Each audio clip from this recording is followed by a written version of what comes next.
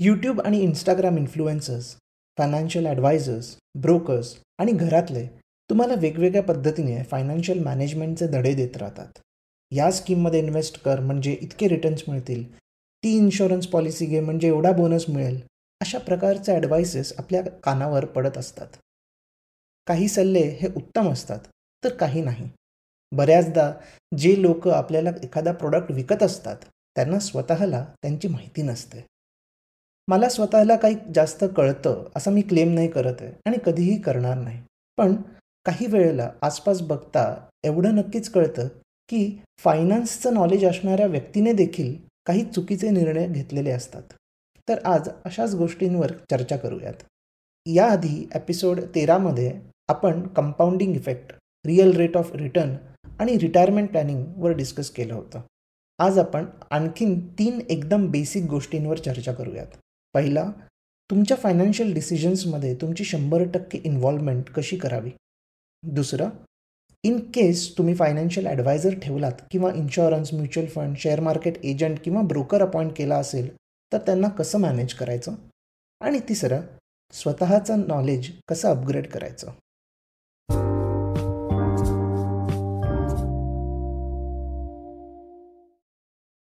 प्रत्येकाला आपला पैसा प्रिय असतो. ऑब्व्हियसली असायलाच पाहिजे. आपल्या मेहनतीचे पैसे असतात. आणि म्हणून पटकन कुठे इन्व्हेस्ट करायचे किंवा कोणावर विश्वास ठेवायचा यात आपण फायनान्शियली इन्व्हॉल्व्ड होतच असतो, पण इमोशनली पण खूप चार्जड होतो. यामुळे आपल्याला वेळेवर चांगले फायनान्शियल ॲडवायझर्स लाभणं किंवा फायनान्सविषयी ज्ञान मिळणं हे फारच महत्त्वाचं आहे. आणि पर्सनल फायनान्स मॅनेज करणे हे आयुष्यात जितक्या लवकर करता येईल तितक्या लवकर केलं पाहिजे. कारण तेवढं जास्त कंपाऊंडिंगचा फायदा आपल्याला मिळत जातो. कंपाऊंडिंग इफेक्ट म्हणजे काय हे आपण एपिसोड 13मध्ये ऐकलंच होतं. खरं तर तुम्हाला स्वतःला तुमचे पैसे मॅनेज करता आले पाहिजेत. मॅनेज म्हणजे कोणत्या कंपनीचे शेअर्स घ्यायचे असं नाही, पण एक ढोबळ आयडिया आणि नॉलेज असणं गरजेचं आहे. जर तुम्हाला पैसे कमावण्याची अक्कल आहे आणि पैसे कुठे खर्च करावे हे माहिती असेल, तर ते कसे सेव्ह करावे हे का कळू नये. असं माझ्या वाईफला सारखं वाटतं, जे मला 100% पटतं. मनी मॅनेजमेंटमध्ये काय काय मोडतं. आपल्याला पुढे किती पैसे लागणार आहेत, त्या पैशांचं काय करायचं आहे, किती रिस्क आपण घेण्यास तयार आहोत, ते पैसे कशात गुंतवावेसे वाटत आहेत, याबद्दल आपल्या डोक्यात एक बेसिक आयडिया फॉर्म झाली की आपण पुढच्या गोष्टींना इझिली टॅकल करू शकतो. शेअर्स, म्युच्युअल फंड्स, एफ-डीज यासारखे ॲसेट क्लासेस कसे वर्क करतात, प्रत्येकाचे ॲडव्हान्टेजेस, डिसॲडव्हान्टेजेस, ते कसे आणि कुठून गुंतवायचे असतात, त्यांच्या बेसिक प्रोसिजर्स माहिती करून घेणे, यावर आपल्याला ऑनलाईन इझिली माहिती मिळू शकते. किंवा तुम्ही कुठल्याही कस्टमर केअर किंवा ब्रांचमध्ये जाऊन याची माहिती मिळवू शकता. आपल्याला ती माहिती जनरली मिळत नाही, कारण आपल्या घरात त्या विषयाची चर्चा होत नाही किंवा अवेअरनेस नसतो. युज्युअली फॅमिलीजमध्ये जर एफ-डीजमध्येच गुंतवणूक होत असेल, तर शेअर्स आणि म्युच्युअल फंड्सविषयी आपल्याला कधीच माहिती मिळणार नाही. मराठी पब्लिक तसंही रिस्क टेकिंग नसतं, शेअर्समध्ये कमी गुंतवणूक करतात. अशा गोष्टी मी लहानपणापासून ऐकत आहे. उगाच मराठी पब्लिकला स्टिरियोटाईप न करता मला वाटतं की जनरलच भारतात फायनान्शियल लिटरसी कमी आहे. आणि जरी फायनान्शियल लिटरसी काही फॅमिलीजमध्ये असली तरी पैसे मॅनेज कसे करावे यावर तर अगदीच कमी माहिती, अवेअरनेस किंवा चर्चा होते.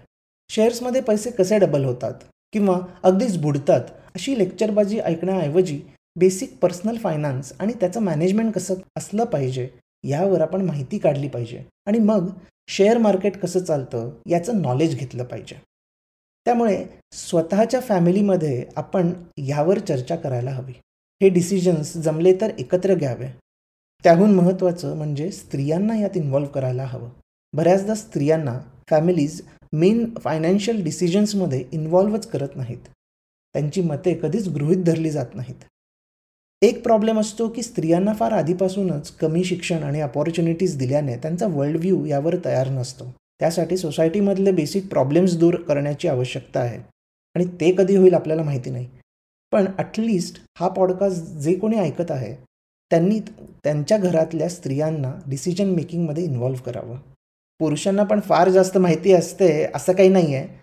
त्यामुळे सगळ्यांनी मिळून आणि नीट समजून हे डिसिजन्स घेणे गरजेचे आहे. सो अज्युम करूयात की तुम्ही कोणत्या तरी फायनान्शियल ॲडवायझर, CA, एजंट वगैरे यांना भेटलात आणि तुमचे पैसे मॅनेज करायला दिलेत. मेन म्हणजे कोणतीही व्यक्ती इन्व्हेस्टमेंट ॲडवायझर बनू शकत नाही.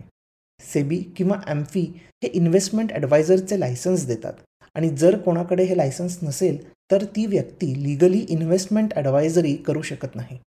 हा रूल काही ठिकाणी प्रॅक्टिसिंग CA, CWA सारख्या प्रोफेशनल्सना लागू होत नाही, कारण त्यांना या गोष्टींमधली माहिती शिक्षणातून ऑलरेडी मिळालेली असते. सेबी आणि AMFIच्या वेबसाईट्सवर काही डूज अँड डोंट्स आहेत, ते वाचायला हवे. त्याच्या लिंक्स मी शो नोट्समध्ये दिलेल्या आहेत. फायनान्शियल ॲडवायझर्सवर आपण विश्वासाने पैसे मॅनेज करायला देतो. आपण TV विकत घेताना 100 प्रश्न विचारतो, पण तेवढे प्रश्न आपण फायनान्शियल ॲडवायझर्सना का विचारत नाही? आपल्या मनात येणाऱ्या सगळ्या गोष्टी त्यांना विचारल्या पाहिजेत, कारण नुकसान झालं तर ते फक्त आपल्यालाच होणार आहे. फायनान्शियल ॲडवायझर लिगली नुकसानासाठी बांधील नाही आहे, अनलेस काही फ्रॉड वगैरे झाला असेल तर. सो ह्या केसमध्ये आपल्याला 2 पावले पुढे असण्याची गरज आहे. आणि याचा अर्थ असा नाही की सगळ्या इकॉनॉमिक टाइम्स वाचण्याची किंवा दिवसभर झी बिझनेस पाहण्याची गरज आहे. फायनान्शियल ॲडवायझर कोणत्या स्कीममध्ये आपले पैसे इन्व्हेस्ट करणार आहे, त्या स्कीमविषयी माहिती ऑनलाईन चेक करणे, कळलं नाही तर सेकंड ॲडवाईस घेणे, आपल्या ऑब्जेक्टिव्हनुसार हे पाऊल आहे का हे पडताळणे, ह्या गोष्टींचा ॲक्टिव्हली विचार करण्याची गरज आहे. यावर बेसिस आपला तिसरा मुद्दा, तो म्हणजे इन्व्हेस्टिंग विषयाचं नॉलेज कसं वाढवायचं. खरं तर फायनान्स हा फार इंग्लिशमधला विषय आहे किंवा झाला आहे. सगळ्या प्रकारचे कम्युनिकेशन हे इंग्लिशमध्येच केलं जातं. त्यामुळे अनफॉर्च्युनेटली किंवा फॉर्च्युनेटली इंग्लिशचं अंडरस्टँडिंग थोडं तरी आपल्याला असायला हवं. बऱ्याच लोकांनी वेगवेगळ्या भाषांमध्ये सांगितलं आहे किंवा लिहिलेलं आहे, पण त्याची फ्रिक्वेन्सी आणि डेप्थ इंग्लिश एवढी मिळणं अशक्य आहे.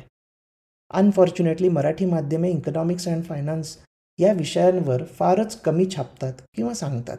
हा पॉडकास्ट मी निवडलेला एक मार्ग आहे ज्यात ती गॅप भरून काढली जाते. त्यामुळे जितकं शक्य आहे तितकं मी या माध्यमातून करतो. सो आपल्याला इकॉनॉमिक्स आणि फायनान्स वर्ल्डमध्ये काय चाललं आहे याची माहिती झाली पाहिजे. ती वाचूनच होऊ शकते. पॉडकास्ट किंवा यूट्यूब व्हिडिओज काही प्रमाणात तुम्हाला एखाद्या विषयाच्या जवळ नेऊ शकतात, पण जरा नीट समजून घ्यायचं असेल तर फक्त वाचूनच समजू शकतं असं मला वाटतं. आणि त्याचं कारण म्हणजे वाचनात कुठल्याही प्रकारचे बायस किंवा इन्फ्लुएन्स हे स्ट्रॉंग फॅक्टर्स नसतात. त्यामुळे तटस्थपणे विचार करणं जास्त सोपं होतं. मी काही लिंक्स शो नोट्समध्ये देत आहे. त्या वेबसाईट्सचा फायदा तुम्हाला नक्कीच होईल. हे सगळं महत्त्वाचं आहे कारण आपल्याला आपला पैसा कसा आणि कुठे वाढत आहे किंवा कमी होत आहे हे माहिती असायलाच पाहिजे. जागतिक घडामोडी, राजकारण, सामाजिक अडचणी आणि इंडस्ट्रियल डायनामिक्स या सगळ्यांमुळे आपल्याकडचे पैसे आणि त्यांची व्हॅल्यू कमी जास्त होत असते. आणि हे फक्त शेअर्ससाठी लागू नाही आहे. इवन फिक्स्ड डिपॉझिट्स पण या प्रकारेच चालतात. फॉर एक्झाम्पल FDचे रेटसुद्धा कधी वर कधी खाली होत असतात. तर ते का होतात? किंवा 366 डेजची FD 365 डेजपेक्षा 0.10% एक्स्ट्रा इंटरेस्ट का देते हे आपल्याला कळलं पाहिजे. आणि त्यासाठी फायनान्स हा एक वेगळा सब्जेक्ट आहे असं ट्रीट करू नये. आपल्याला घरात सांगतात की कशावर तरी पाणी पिऊ नको, पोट दुखेल. तर हे कसं माहिती असतं? हे नॉलेज पुस्तकात शिकून मिळालेलं नाही आहे. ते समजायला बायोलॉजी किंवा केमिस्ट्रीच्या डिग्रीजची आवश्यकता नाही आहे. तसंच फायनान्सचं आहे. फायनान्सबद्दलही अशा प्रकारचं नॉलेज ट्रान्सफर झालं पाहिजे, ज्याला ऑब्व्हियसली वेळ लागणार आहे, पण त्याची सुरुवात आपण नक्की करू शकतो. कदाचित म्हणूनच फार वर्षांपूर्वी कोणीतरी लिहिलेलं आहे की वाचाल तर वाचाल.